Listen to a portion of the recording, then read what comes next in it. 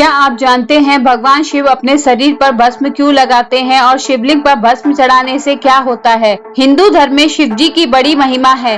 भगवान शिव का ना तो कोई आदि है और ना ही कोई अंत है। शास्त्रों में भगवान शिव के स्वरूप के संबंध में कई महत्वपूर्ण बातें बताई गई हैं और इनका स्वरूप सभी देवी देवताओं से बिल्कुल भिन्न है। जहां सभी देवी देवता दिव्य आभूषण और वस्त्र आदि धारण करते हैं, वहीं शिव जी ऐसा कुछ भी धारण नहीं करते हैं। वे शरीर पर भस्म रमाते हैं।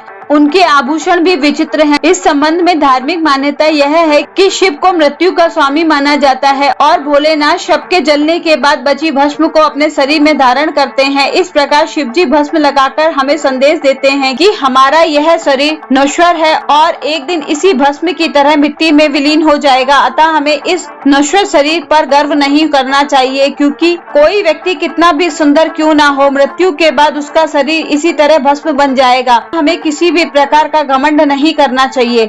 भगवान भोलेनाथ के शरीर पर भस्म लगाने के पीछे की पौराणिक कथा क्या है, आइए जानते हैं। भगवान शिव की पहली पत्नी सती के बारे में कौन नहीं जानता। खुद को अग्नि में समर्पित कर चुकी सती की मृत्यु की खबर जब भगवान शिव को मिली तो वे गुस्से में अपना आपा खो बैठे और वे अपनी पत्नी के मृत शरीर को लेकर इधर उधर घूमने लगे, कभी आकाश में तो कभी धरती पर। जब श्री हरि विष्णु ने शिव जी के इस दुखद रवैये को देखा तो विष्णु भगवान ने शिव जी की पत्नी के मृत शरीर को स्पर्श कर उसे भस्म में बदल दिया।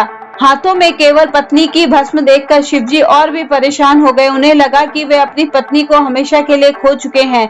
अपनी पत्नी से जुदाई का दर्द शिव जी बर्दाश्त नहीं कर पा रहे थे, इसीलिए उन्होंने उस भस्म को अपनी पत्नी की आखिरी निशानी मानते हुए अपने तन पे लगा दिया, ताकि सती भस्म के कणों के जरिए हमेशा उनके साथ ही रहे।